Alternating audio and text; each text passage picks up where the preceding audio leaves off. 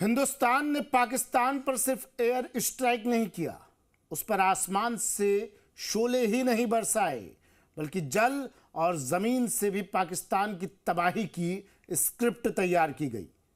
सिंधु जल संधि तोड़कर भारत ने पहले पानी रोका, मगर अब सलाल डैम और बगलिहार डैम के गेट खोल दिए गए, जिसके बाद झेलम नदी का जलस्तर बढ़ गया है और पाकिस्तान और पीओके में बाढ़ का खतरा मंडराने लगा है। यानी एयर स्ट्राइक के बाद वाटर स्ट्राइक से पाकिस्तान में दहशत है।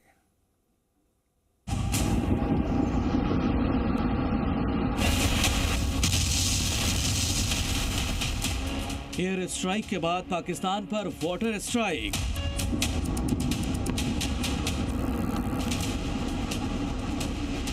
अब पाकिस्तान को डुबाकर मारेगा हिंदुस्तान।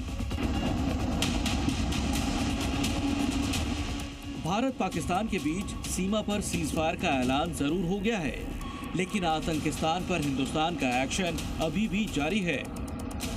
भारत ने कूटनीतिक और सैनिक दबाव के साथ अब पाकिस्तान पर वाटर स्ट्राइक कर दिया है। यानी अब पाकिस्तान पर ना मिसाइल गिरेगी और ना गोला बारूद बरसेगा, मगर भारत के एक्शन से पाकिस्तान फिर भी मरेगा। दरअसल भारत ने रियासी जिले में चिनाब नदी पर बने सलाल डैम के गेट खोल दिए हैं। साथ ही रामबन जिले में बने बगलिहार डैम के दरवाजे भी खोले गए। भारत ने कई दिनों से इन दोनों डैम के दरवाजे बंद कर रखे थे, जिससे पाकिस्तान की तरफ जाने वाले पानी से सप्लाई बंद थी।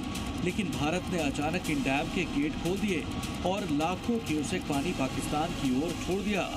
नतीजा ये हुआ कि पाकिस्तान के कई हिस्सों में बाढ़ का खतरा मंडराने लगा है। इन तस्वीरों में देखिए, चिनाब नदी पर बने सलाल डैम के गेट खोले जाने से पाकिस्तान की ओर जाने वाले पानी का प्रवाह तेज हो गया है।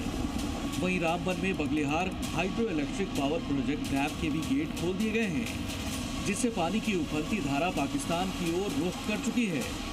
हिंदुस्तान की वाटर स्ट्राइक से पाकिस्तान में खौफ फैल गया है। लोगों को डर सता रहा है कि एयर स्ट्राइक से तो बच गए, लेकिन वाटर स्ट्राइक से कैसे बच पाएंगे। इंडिया का ये प्लान करना कि नहीं, मैंने अब ना तो बताना है कितना पानी आपको देना है, ना ये मैंने बताना है कि कितना पानी आपको के लिए मैंने छोड़ना है, ये अब होगा क्या। अब जारी बात है कहीं पे फ्लड्स आ रहे होंगे। देखें, ये फ्लड्स ही आएंगे ना। पहले होता है कि इंडिया वार्न करता है, अगर इंडिया हमें वार्न नहीं करता, अब पाकिस्तान को कैसे पता चलेगा।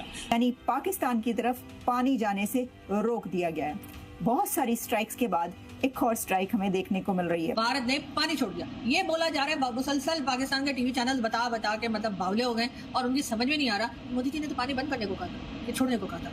सब एक दूसरे को फोन कर रहे हैं, मोदी जी ने क्या कहा था। मोदी जी ने क्या ये कहा था कि पानी छोड़ देंगे, या मोदी जी ने ये कहा था पानी बंद कर देंगे। किसी की कुछ समझ में नहीं आ रहा।